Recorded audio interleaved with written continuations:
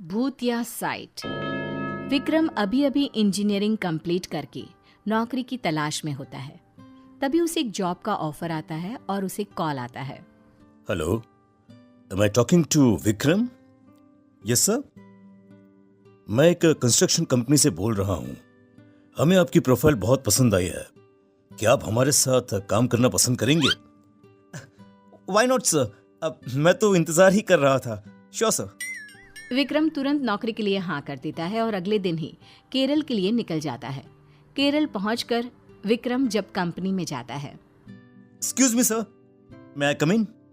Oh yes yes, please have a seat. Vikram बैठ जाता है। फिर मैनेजर विक्रम को बताता है। देखिए, बात ऐसी है कि पुराने शमशान को हमारी कंपनी ने खरीद लिया है और वहां एक फैक्ट्री सेटअप करनी है। ये काम बहुत चैलेंजिंग है और आपके प्रोफाइल को पढ़कर पता चला कि आपको चैलेंजेस बहुत पसंद है, इसलिए आपको सिलेक्ट किया गया है। You are right sir, I want challenges. Vikram site देखने निकल जाता है। वहां उसे पता चलता है कि उसे रात में भी वहीं रहना होगा। ओह, मेरे रहने का इंतजाम भी यहीं पर किया गया है। अच्छा है, कोई बात नहीं, मैं तो अकेला हूँ, कहीं भी रह सकता हूँ। विक्रम खा पी कर वहीं पूरे कब्रिस्तान में घूमता है। शाम होते ही उसे कुछ अजीब अजीब सा महसूस होने लगता है। वहां उसके साथ प्रमोद और कुछ लेबर भी रहते हैं। वो उनसे कहता है, यहाँ बहुत नेगेटिविटी लग रही है मुझे। अरे ओ भाई, ये कोई मामूली जगह थोड़ी है, शमशान घाट है भाई, शमशान घाट। पता नहीं ये कंपनी वालों को ऐसा क्या सूझा जो ऐसी जगह पसंद कर ली। अरे भाई, डरने का क्या इसमें है? इसमें डरने जैसी कोई बात नहीं है। जिस पे ऊपर वाले का हाथ हो उसके साथ कुछ नहीं हो सकता है। अरे मालूम होता है कि मजबूत दिल वाले हो तुम, हैं भाई? मुझे तो इस जगह से ही डर लगता है। पापी पेट के लिए ये सब करना पड़ता है और कुछ नहीं। प्रमोद और विक्रम एक ही कमरे में सोते हैं और 4-5 लेबर उनके ठीक बगल के कमरे में सोते हैं। ये नींद तो मुझे आ नहीं रही है। चलो जरा जाकर देखता हूँ कि यहाँ पर लोग इतना डरते क्यों हैं। ऐसा क्या है इस जगह में? विक्रम उठकर कमरे से बाहर निकलता है तो उसे किसी के रोने की आवाज सुनाई देने लगती है। रोने की आवाज से उसका मन विचलित हो जाता है और बहुत ढूंढने पर भी उसे वहां कोई दिखाई नहीं देता। वो भागते हुए लेबरों के कमरे में जाता है।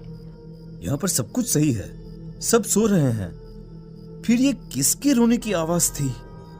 विक्रम कमरे से बाहर आता है। तब एक काली बिल्ली उसे घूरती रहती है और भागकर एक पेड़ पर बैठ जाती है और म्याऊ म्याऊ करने लगती है। फिर विक्रम को उसी पेड़ पर एक औरत दिखाई देती है। बिल्ली उस औरत की गोद में जाकर बैठ जाती है। देखते ही देखते वो औरत गायब हो जाती है। विक्रम को कुछ समझ में नहीं आता। दिन के 4 बज जाते हैं और विक्रम सो जाता है। अगले दिन वो ये सारी बातें प्रमोद को बताता है। अरे भाई, अरे मैं नहीं रहूंगा यहाँ। अरे नहीं तो मुझे हार्ट अटैक आ जाएगा भैया। अरे यार, मैं हूं ना तेरे साथ, तू अकेला नहीं है। अगली सुबह विक्रम अपने काम में जुट जाता है। फिर प्रमोद को पता चलता है कि निखिल, जो कि एक लेबर है, उसकी मौत हो गई है। वो विक्रम को तुरंत ये खबर देता है। अरे नहीं नहीं विक्रम भैया, पुराने लोग सही कहते हैं। अरे ऐसी जगहों से दूर ही रहना चाहिए। निखिल की मौत हो गई ना, किसी को भी नहीं पता चला वो कैसे मरा।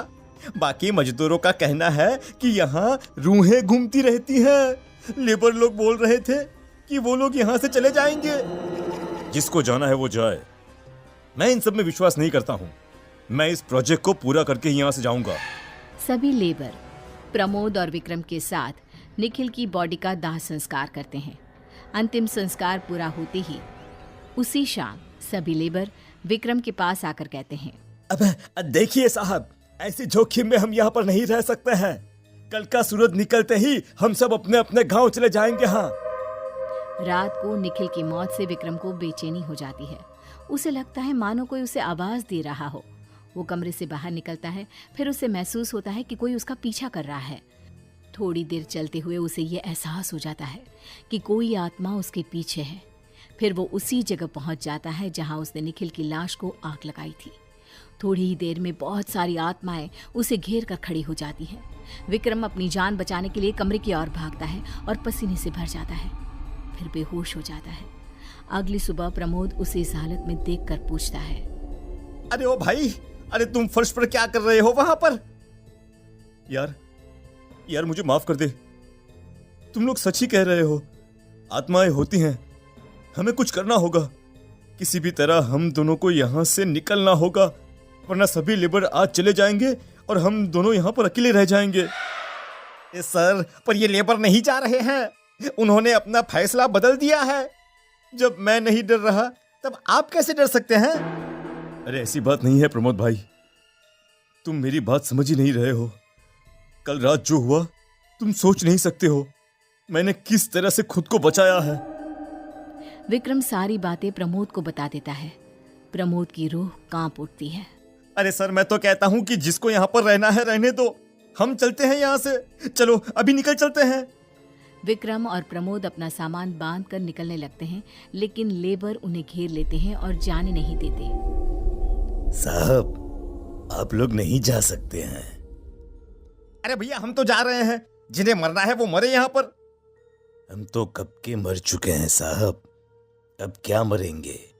मरने की बारी अब तुम लोगों की है। इतना कहते ही सारे लेबर भूत प्रेत में बदल जाते हैं। अरे मेरे लेबर कहाँ गए? इन लोगों को हमने कल ही मार दिया था। ये जगह हमारी है, तुम इस जगह को हमसे छीन नहीं सकते हो। भूत प्रेत विक्रम और प्रमोद को घेर कुत्ते की तरह उनकी बोटियां नोचने के लिए उतावले रहते हैं। सब मिलकर प्रमोद के ऊपर चढ़ जाते हैं। प्रमोद चीखता चिल्लाता है, लेकिन विक्रम कुछ नहीं कर पाता। अरे मुझे छोड़ दो भाई, अरे मेरे छोटे छोटे बच्चे हैं, अरे उनका क्या होगा? अरे छोड़ दो भाई मुझे। भूत मिलकर उसे मार देते हैं और विक्रम ये देखकर मन में सोचता है, मरना तो है ही, क्यों न डरने की बजाय खुद को बचाने की कोशिश कर लूं। विक्रम एक सांस में भागता हुआ अपने कमरे में जाता है और शिवलिंग को अपने हाथ में लेकर बाहर आता है। शिवलिंग को देखकर पीछे हट जाते हैं। जय महाकाल, अब तुम लोग मेरा कुछ नहीं बिगाड़ सकते हो। भूत प्रेत के राजा मेरे साथ हैं। जय महाकाल। विक्रम स्मशान से बाहर निकलकर भाग जाता है और सीधा मैनेजर के पास जाकर उसे सब कुछ बता देता है। सारी बातें सुनकर कंपनी वाले उस जगह को छोड़ देते हैं, जो वापस एक श्मशान की तरह काम आने लगती है।